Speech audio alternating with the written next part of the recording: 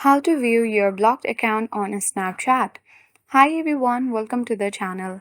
This is Rose and I'm here to guide you on how to view blocked accounts on Snapchat.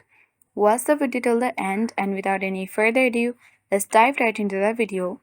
Launch a Snapchat app on a device. Log in to your account. Now tap profile icon at top left corner of the screen.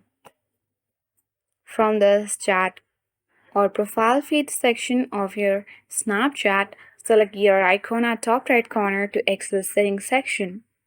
Scroll down and look for the option for blocked. So you got the option of blocked users on the account actions. Select that. And since I don't have any blocked Snapchatter, if you have any, you will get all the list of the users under this blocked users.